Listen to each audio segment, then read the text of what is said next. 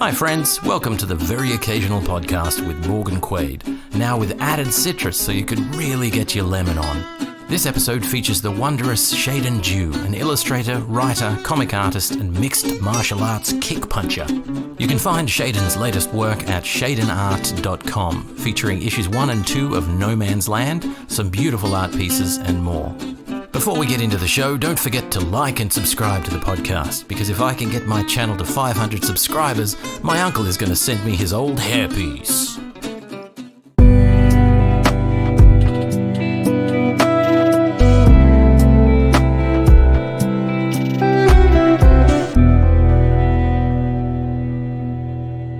Welcome to the Very Occasional Podcast with Morgan Quaid. I'm joined by Sheydin Dew. Now, she is an amazing illustrator, full-time illustrator. We'll also get into some other facets of her life that are very interesting as well. But I will note up front that Sheydin is also one of the illustrators that had a hand in one of my recent Kickstarters, a campaign called Enmity. She did an amazing cover for a book called Kira Burns. So firstly, welcome to the podcast, Sheydin. It's great to have you here. Thank you very much, Morgan. It's my pleasure being here. Thank you very much for the invitation. You're most welcome. We'll see how you feel at the end of the process, but it's great to have you here. So let's jump right in then.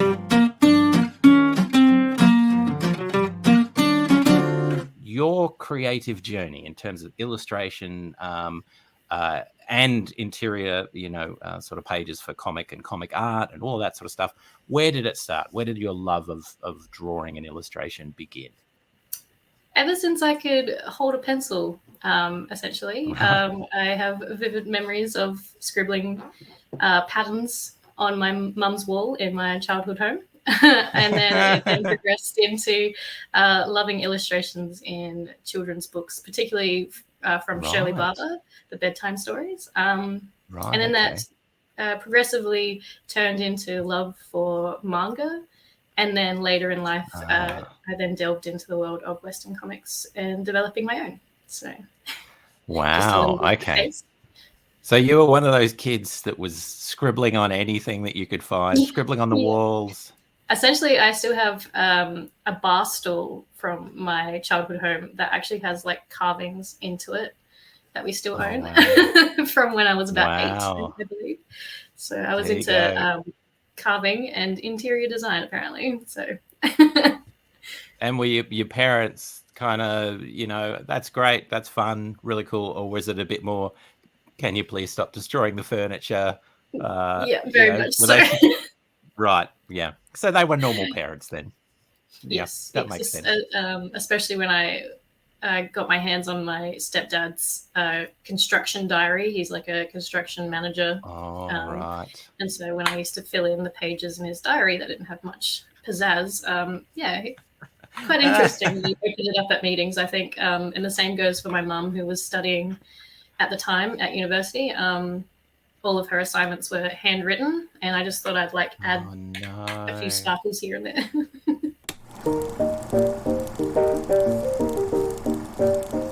Alongside that her is diary. Pretty cool. Just for my mum and everything, really. That's great. Yeah, so your dad's in a work meeting just about to open up we need to do A, B, and unicorn. Exactly. Excellent. That's it. Very good. You can never have too many unicorns, people. Remember that. Okay, so you're always sort of interested in that sort of stuff. So yes. You mentioned manga. You mentioned moving into Western comics. So tell us a little bit about that transition. And did you have a crack at drawing manga style, or what sort of led you there? Before I actually got into manga, I do have memories of creating my own picture stories. I wouldn't so much say that they were comics because it was allocated one picture per page, but I did make a lot of stories around the time that I was late primary school, around 10 years old or so. That was when we were still living in Darwin, at the top of Australia. And that I then started high school, and that's when I really delved into particularly anime. And then I found out that a lot of those TV shows were once upon a time books. So I then went into that kind of realm. And then in university, particularly my fourth and final year, I decided to create my own comic, and that really pushed me into the Western world of comics. So Right. yeah, it's been a very transitional kind of story or process for me getting to where I am now. So Right. yeah. So one of the comparisons to your style, or some aspects of your style, is the Paper Girls comic from Yes. Image, that lovely front cover, which is now a TV series. Yes, it is. Such and such. But yeah, that style of art is really quite striking. And having a look through what you've produced, you do illustrations as well as, you know, the comics and that sort of stuff. There's a very I don't know how to describe it because I'm not good at describing things, which is great for a writer, but it very sharp, definitive lines, those sorts of things. Thank you. So maybe talk to us a little bit about how you landed on that style and what were the influences that kind of went into that. Well, first and foremost, it's predominantly digital art. I started my digital art journey back in 2013. This was in year 11. Right. I'd always been traditional, ink, paint, pencil. That's pretty much all I kind of like experimented with. And then I changed schools for my senior years, and I met my design teacher. And the school, I went from a public school to a private school. And it was actually really good to see both sides of the coin, so to speak. From a school that didn't have that much IT support. That's why I was so heavily involved with traditional art. And then when I had the opportunity to go to my senior college, they gave us computers, touchscreen computers with styluses and everything, and also access to Wacom tablets. So I had never heard I had never heard about digital painting, and I didn't know how to work my way around Photoshop. It was kind of something that I just thought was way above me, kind of thing. The school had access to the Adobe suite, and so did our computers, which was really nice. And yeah, my teacher kind of just gave me a Wacom tablet. I remember doing photography, and he allowed me to do anything but photography. I decided to do a digital painting using Photoshop. So it was still using the software that we were using for the photos. So he kind of turned a blind eye for my assignments, which was really nice. And then once I graduated from high school, he then pointed me in the direction of Flinders University, knowing that in the future it was then going to affiliate itself with CDW Studios here in Adelaide, which stands for Concept Design Workshop, I believe. Don't quote me on that. I won't. It's all right, I won't. And they pretty much had everything. They were very heavily involved in the VFX industry, as well as concept design for film and games. So that really pointed me in the right direction.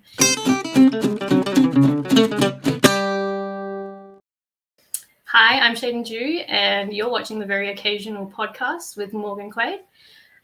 Like, subscribe, and find out more about the creative world.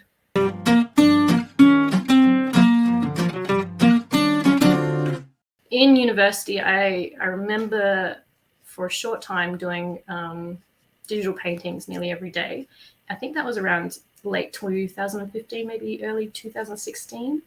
And these were strikingly different to what I do now, obviously. They were very heavily realistic, very painterly, which was good in a sense to help me paint whatever I needed to paint with great accuracy, or so I thought.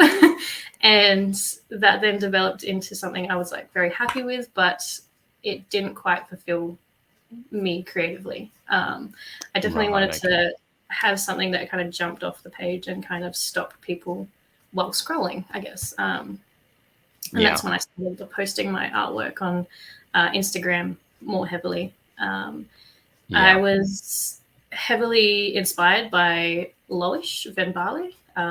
She just goes by Loish on Instagram. She understands color really well. And a lot of my artwork, even though it was a bit more realistic, it still kind of showed a lot of the techniques that she used. And yeah, I kind of dropped the whole painterly style and like really like realistic kind of colorings, I guess. And then I just kind of went ham on the graphic style. I remember when I was painting realistically, I had a real struggle with painting over my guidelines. For some reason, I just had to stay with a very harsh, bold outline, and I hated that. I hated not being able to paint over these lines, even though I knew I could. And I find it really funny now that I definitely don't want to touch my outlines. I'm very proud of them, which I think is kind of full circle, really. But yeah, that's essentially the story of my style. So let's talk about the comics then. Let's talk about your first comic venture. Yes. And have you got it there? Can we have a little? I do. Look? I have the very first edition of No Man's Land. This was written, illustrated, and developed in 2018. It was also published in the same year. This was actually created alongside my thesis. So during my fourth and final uni year, I was writing this thesis and also creating a comic along on the sidelines. I essentially created it because I wanted it to sell, and then for me to be able to compare the sales. I sold it online, and then I also sold it at a pop culture convention here in Adelaide by the name of Supernova. It is nationwide. Right. Yeah. I remember that weekend being absolutely horrific. I'll set up the scene for you. I was 22, I believe, at the time. And I went into uni fresh out of high school. I didn't have a gap year or anything. Yeah. So I was very young, a bit naive. Had no idea what I was doing in my honours year, I'll be honest. Everyone else was doing films and concept designs for their portfolio in order to get a job in the future, which was very smart. And I decided not to do that. I decided to do a comic, which hadn't been done at all or for a very long time, to my knowledge. And I was looking at the advantages and disadvantages of comics in printed form and also in digital. Right. So not only as your thesis, as part of your thesis. Yeah. Right. So I did a lot of looking into the history of comics, as well as into the history of their digital counterpart and what they are today. Right. Yeah. So when No Man's Land was printed and ready to go, I sold it on Comixology, and then I partnered up with a friend of mine, and we shared a table at Supernova. And I remember having the book launch on the Thursday night. The cafe that I worked at, it had a loft above it that you could hire out. And before I hired it out, it used to be a gallery. So I hired that for my book launch. My bosses were very nice to cater for that event, and I had about 50 to 60 guests. I sold my comic book, but I also printed out I framed actually all the original pages that I had inked. And to also give you a little bit of context, the book is traditionally inked and then digitally colored. So not only did the sales illustrate the traditional sales and the digital sales, but the book also is illustrated traditionally and digitally. Oh, okay. Yeah, there's a few layers to it, I guess. That was the Thursday. Friday, I did a shift at the cafe, and then I had to race down to the CBD and set up my store with my friend. Saturday was Supernova, Sunday was Supernova and pack up, and Monday at midnight was my thesis due date. So it was a very that was cutting it pretty thin, actually, but it worked out. I don't know how else I would have sold the comic traditionally without Supernova, so it was very lucky how it fell into place. Cutting it fine, but very lucky.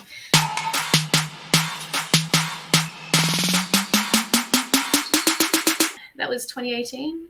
I graduated in 2019, and then I hired a studio at CDW Studios. So they have a graduate opportunity where you can hire a desk in like an open plant office and do your own projects or portfolio building. And that is when I remastered No Man's Land. So I gathered a lot of feedback from industry professionals here in Adelaide. From people like Dr. Mike Cooper, Georgina Chatterton, who also goes by Girl Rextor, Who else? There was a lot of people in Adelaide that were really willing to read the story and then provide feedback. So that's what I did in 2019.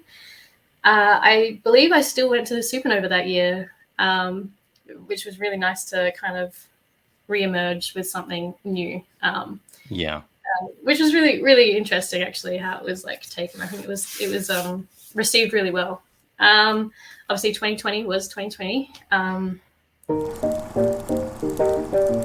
Nothing happened that year. Yeah. I was given a lot of free time, and that's when I kind of delved into opening my own Patreon page. And this really spurred me on to create number 2. So yeah, that's when like the story really kind of like became a little bit more active, I guess. Number 1 kind of acts more of like a prologue more than anything. Really sets up the scene, but number 2 really delves into the story a little bit more, which I was really happy with. But yeah, for one of my tiers on Patreon, I submitted a page every week so people could kind of see it develop every single week, and it was a really good motivation for me to actually finish the story. So I believe that was actually published in 2021, although it was a busy year in 2020 with everything, and people still had a lot of time at home. I still kind of struggled in that year, but I got it done, and it was published the next year, 2021. And yeah, I'm still working on number 3. Originally, it was only going to be 4 volumes long, but I have since jumped from job to job and have settled into freelancing full time now. So I really want to push for 6 volumes in the future and really spread out and thoroughly go through the entire story and throughout all the characters. It does have 18 characters, all of which who are female, and the story really features like a strong feminine movement within building other women up rather than tearing others down. I really feel like that's maybe not a perspective that's really touched on in feminism as much. Women really need to get behind other women rather than pinning themselves against each other, I think. Yeah. So that was something that I really wanted to like highlight within the series, I think, other than just being a fun roller skating comic. I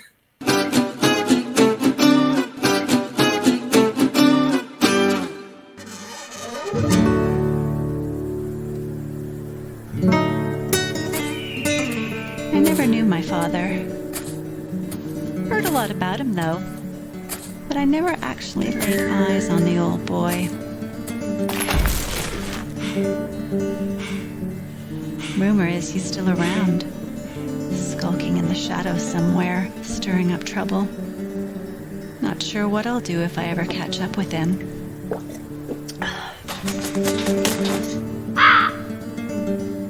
Hello, little friend. What are you up to this fine morning?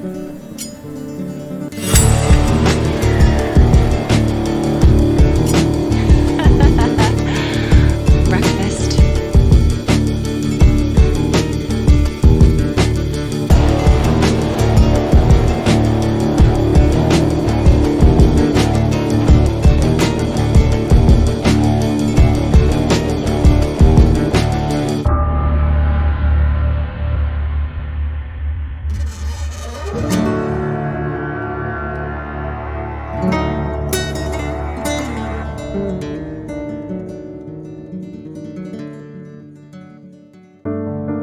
Are you feeling a little down?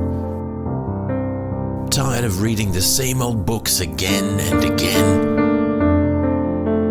Looking for something different? Why not head over to the comics shop now and pick yourself up some freshly inked inspiration?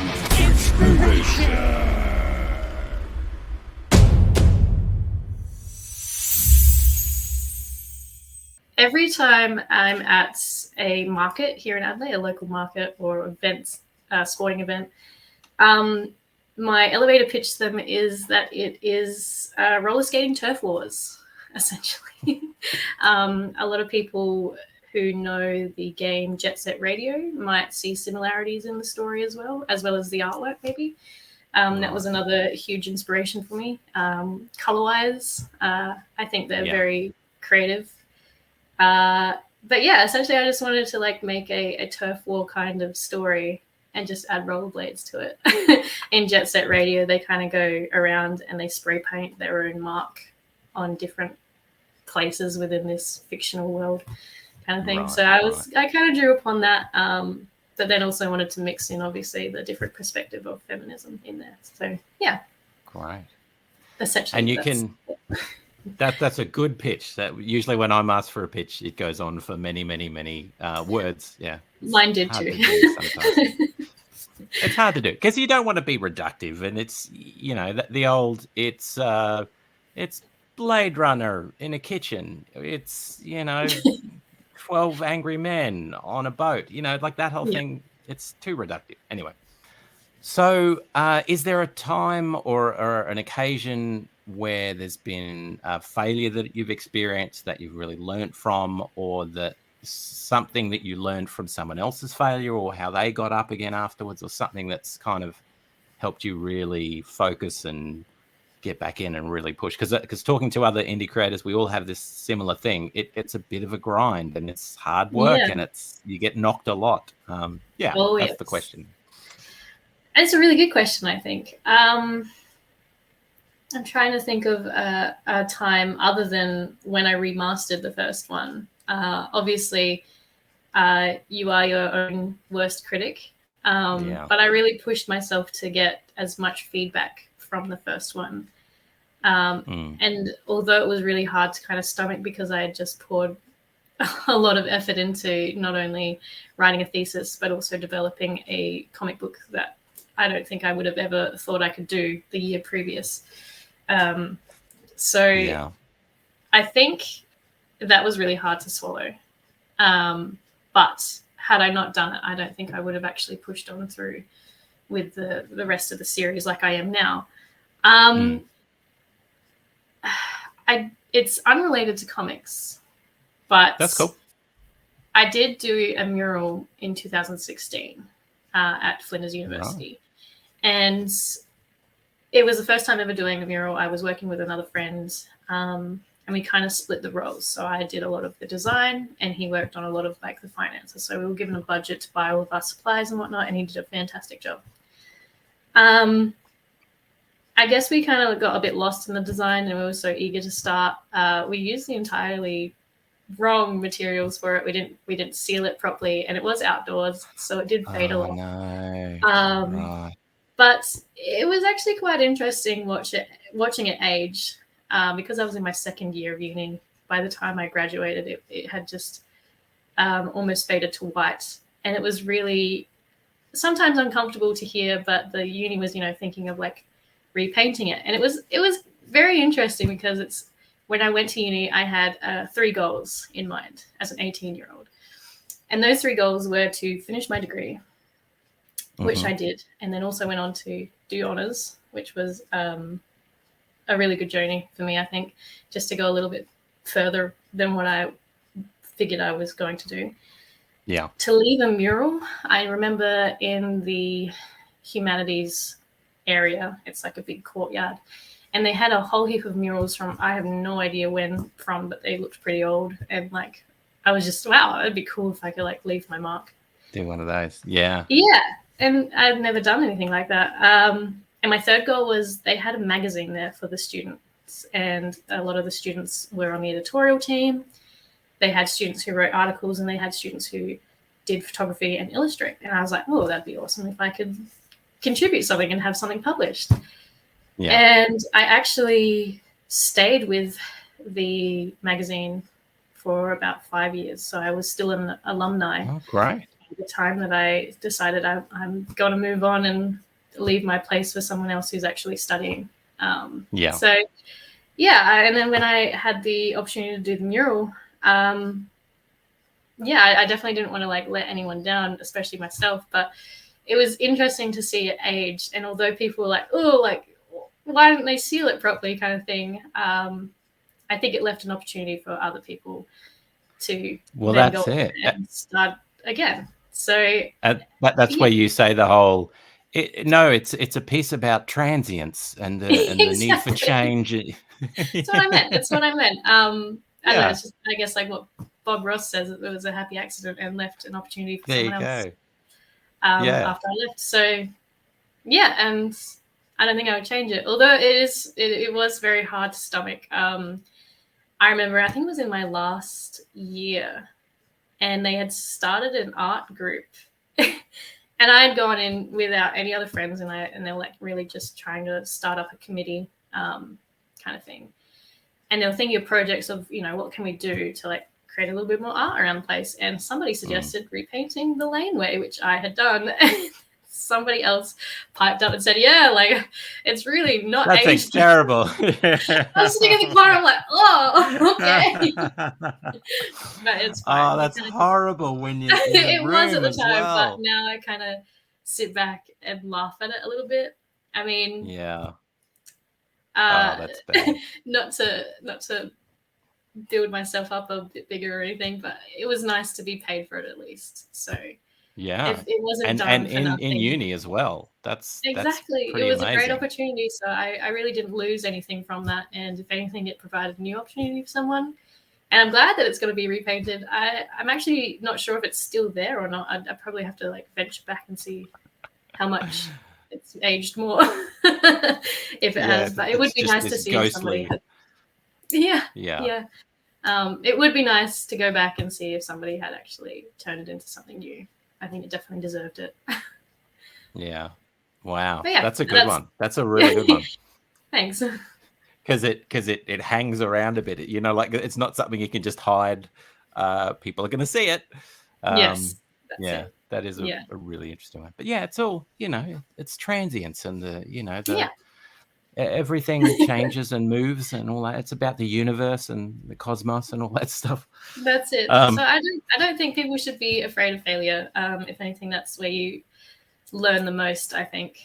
Other than that, like a lot of people say, I really want to like be successful. I feel like I've learned so much, but I've learned the most through my failures, whether it be screen printing, typos in my comics. I kind of just roll with the punches, so to speak. I hate those so much. Typos are the worst, and you just, no matter how many times you look at it, you cannot see it. I've had books edited by 3 people, and there are still a few typos in there. Unbelievable. Yeah. Doesn't matter how smoothly you roll it, there's always something. But I think that's just what makes it unique, That's why it's indie. Yeah. But there is one thing that I really like. Sometimes when I'm reading articles or books and I see typos, it makes me feel so much better. Yeah, that AI stuff is scaring the pants off me at the moment. Yeah, some of the technology now that can write and develop images is just insane. It's it's going to be the first best-selling comic or writer that's an AI is going to be what fun the future's going to be when that happens. All right, so let's get into some rapid fire questions.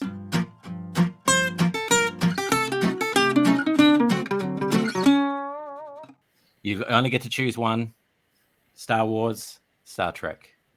What's your choice and why? I'm probably going to get a lot of fire for this, but I haven't seen either. But my uncle is a huge Star Trek fan. And I do believe that my stepdad's seen a few of the Star Wars movie. But because my uncle is such a passionate Star Trek fan, I'm going to go Star Trek. Well, I don't want to bias anything, but that's the correct answer. Well done. I knew it. You're the first person to pick that over Star Wars. No one ever does. Yes. The other option we could go, which is which may or may not work, a very Australian option, is the Holden versus Ford. Neither of which I care about. But this is a very good question. It's a very Australian question. Because my stepdad is very heavily involved with the racing. Do I be a full-blown Aussie and say Holden? I'm going to say Holden just because I know some Ford cars aren't as easy to find parts for. That's all I know. That's all I'm going to comment on that. Holden is fine. Holden. Okay. So we're moving into the future, the distant future, say 10 years. The world is, in chaos and everything. And a new law is passed that says everyone must have one tattoo and one tattoo alone. What is that tattoo that you would get? A Pantone color block of their favorite color. Wow. So what? So explain that. What would that look like? So if ever you've like done wall samples or anything like that, Pantone is essentially like the truest form of that color, and they usually have like a little code, like a hashtag, and then a code, so that when you're on like the cards you get in the wall when you're picking paint and stuff. Exactly. And I think that would look really cool, like tattooed somewhere, and people know that's your color or a color you really like, and then you could really cool. form amazing friends with that same color that they have if they've got the same color as you. That is very cool. That is very cool. No one has ever answered just with a color. That's awesome. All right. So, which of your heroes would you most hate to meet in person? Oh, okay. Yeah, it's not what you think, that one. Hate. Oh, hate's such a strong word. Or be fearful of not want to meet. You'd prefer to keep them at a distance. You've got such a shallow knowledge on heroes, because a lot of the comics that I read is particularly about love, or they're fairly, I don't know, slice of life kind of comics. Yeah. There's not a lot of hate going on in that subject matter. There is one person that I don't favor meeting, just because I think they might be a little bit bland, and that would probably be Superman. I feel like he's a bit bland. I feel like I can only just imagine the small talk now, and I probably wouldn't be there for it. It's not a vibe. He does. I feel like Superman would be very dull. I'll admit that I'm not the biggest comic reader when it comes to Superman and the old DC stuff, but he does strike me as he would be very dull. Yeah, I think you're right. I mean, Spider-Man's kind of cool. Like he's kind of like an average guy. I feel like he could hold a conversation pretty well. I feel like he's got stories, you know. Yeah, and he'd be up for a chat, I think. But yeah, I just don't get the same vibe from Superman. so it's a hard pass for me. So you wouldn't want to invite him round for a cup of tea and some scones, but if he's got to protect the planet, you want Superman, of course. Oh, yeah. Go ahead. Go for it. Do the job, so to speak, but we don't want small talk. Yeah. Okay, very good. That makes sense. All right, so this is another one. I'll get you prepared for it. It's a doozy. What is one of the hardest fictional deaths you've had to deal with? A character either that you've written or film, TV, novels, anything like that. It's actually from a manga that I absolutely love. I will show it to you. I'll show you just the cover. Show and tell. This is my favorite manga that I've ever read. Orange. And it's pretty thick. That's the first volume. Wow.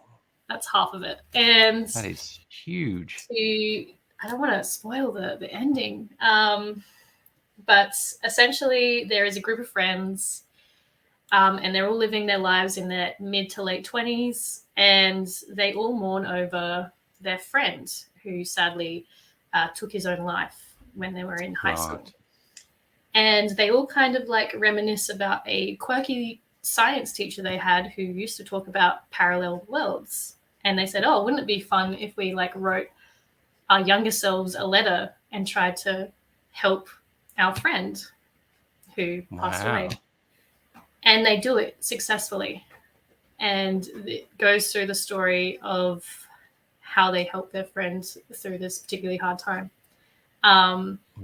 But yeah, I'm not gonna say anything else, because I really want more people to know about this story, because I think it's a really important story, especially now, I feel, with younger people.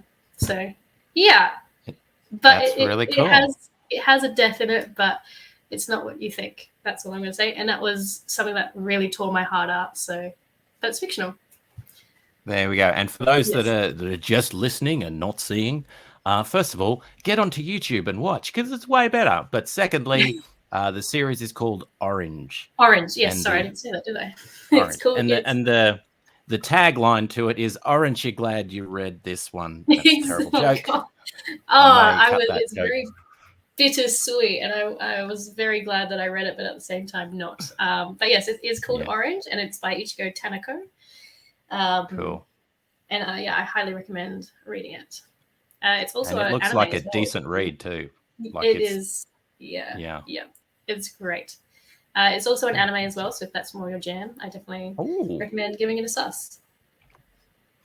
All right. Next question. You are allowed, if this is something that you want in the future, either your own children or family, you're allowed to pass on one toy from your childhood to the next generation. What is that toy that you would pass on? Doesn't need to be a traditional toy either. Because you're not a traditional person, so I'm thinking it may not be the traditional toy sort of thing. I was going to say my own teddy, but I kind of want him to be my own. Not from my cold dead hands. You will not take my teddy. Exactly. I think I would pass on a white Malibu Barbie Corvette that I was given from my sister, and I still have it. It has elastic seat belts. It still has a radio that you can push buttons on, and it has a steering wheel. But they can only have it if they play with it the same way as I did, which was Barbie is the driver and Ken is the passenger princess. That's my one condition. Well, in the spirit of flipping genders and that sort of thing, my cousin had that Corvette and I loved that thing and wanted that thing like nothing else. That exact one. That's why my eyes lit up when you mentioned it. I was like, oh, I remember now. I wanted it so much. I almost thought of stealing it, but I didn't. But it was I really so cool. wanted And I'm pretty sure my brother was very jealous that my sister Sky gave it to me rather than him. So it's a Corvette, man. I mean, it's amazing. They're beautiful looking cars, and it's wow, that's a good choice. We're gonna go back down to the serious stuff now for a little bit. I'll move forward to the mic and say serious stuff.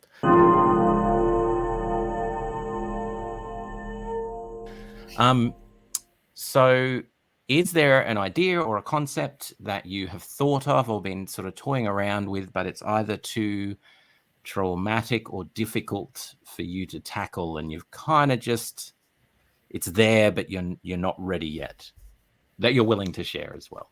Like a project? A project, yeah. Something new you want to do. And it could be anything. I feel like you know one of these. There are two of these, actually. They're essentially both comics, one of which you already know about. And that is, I want to do a dystopian comic that I think would probably be pretty lengthy, essentially showcasing how one particular character goes through the collapse of industrial civilization. And it would be called Entropy, essentially chaos. Such a good name. Such a good name. Such a good idea. Yes. And it is inspired by the documentary The Collapse, which features Michael C. Rupert. He unfortunately passed away in 2014, but he was an ex-CIA agent in the US. And he predicted the 2008 financial collapse, essentially. And he also predicted another conspiracy. He was labeled as a conspiracy theorist, and he loved it. And he was very unashamedly himself. And he predicted that there would be such a thing called peak oil. And if you look around you, nearly everything that you own, to phones, to computers, to the tires on your car, are made with lots and lots of oil. And he then goes on to say how these or the lack of oil will then have like a domino effect on our society through to law enforcement and politics. Yeah. And a lot of the power will be kind of reversed if these effects actually are set. He also touches on renewable energy and how it's not as simple as it may be presented, especially with the transfer of energy. If you think about like the hydro systems or wind turbines, the way that it's actually transported to cities, if you think about it, the wind turbines are in the middle of nowhere. How are they going to power cities? And that's through power lines, and they are made with oil. And there's just it goes There's into always depth a cost with a lot of everything. I highly recommend anybody who's interested in that to watch The Collapse. I think it's a fantastic documentary. I particularly love the fact that every scene is of Michael is him just holding a cigarette. It's very great. I don't endorse smoking, but it is kind of funny to watch that every scene he has a cigarette. It's kind of like it's kind of like the smoker, the guy from the X-Files, that guy that anyway, sorry, that was a long walk to get to a point that didn't really need to be made. But yes, okay, that's cool. So is it the scope of that is daunting? Because that seems like there are a million ways you could approach that thing. Yeah, I mean, I've watched the documentary about 5 times now. It was actually very close to being my thesis. I was set on doing a comic, and I was very close to going on with Entropy, but because I knew that it was going to be such a big series and a very in-depth series, I wanted to make sure that everything that I covered in the comic was accurate. So I really wanted to do my research, not only just watch the documentary, but also kind of go beyond that and do further research. I think it's just a really interesting topic in general. But I think if I were to finish No Man's Land, I think I would have a wealth of knowledge and experience to then do it justice down the track. Right. Okay.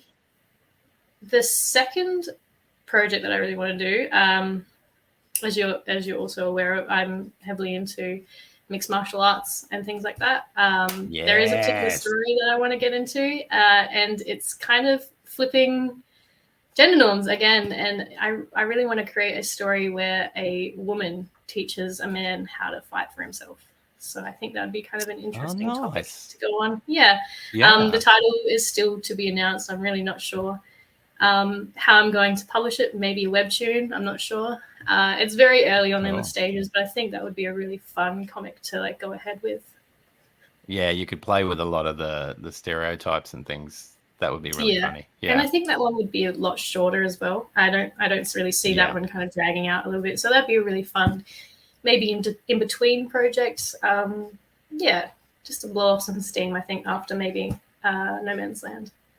Well, Sheydin, thank you very, very much for spending some time with me. We went really deep with some things, which was really great. Super interesting. It's always a pleasure to talk to you. Thank you so much for joining me on the Very Occasional podcast. My pleasure. Thank you so much for having me, Morgan. It's always a pleasure talking with you. Fantastic. So you have 10 seconds or more or less to tell the good people where they can find you and buy and support your amazing artworks. You can find me through Patreon, Instagram, and TikTok. I've also got some content on YouTube and on Facebook. And it's all through the name Sheyded Art, SHEYDEDART. Yay! All right, we did it. We have the technology. I have the technology to beep, and we will or bleep, whatever it is. All good, all good. I think I misspelled my name. Do you want to have another go? Yes. From The Truth Is Out There. David Duchovny. How can I not remember one of the most famous TV series of all time? Okay, while we're paused, I've got to go. Quick, Google it and look it up. The X-Files. All right. You know when you get older and you get a job and everything, and you think, I could buy that now. No, that's a silly idea, Morgan. Don't do that. That's just you're going to end up with just a room full of clutter. Amazing things will happen. A unicorn will, come to your home or whatever and graze on your lawn.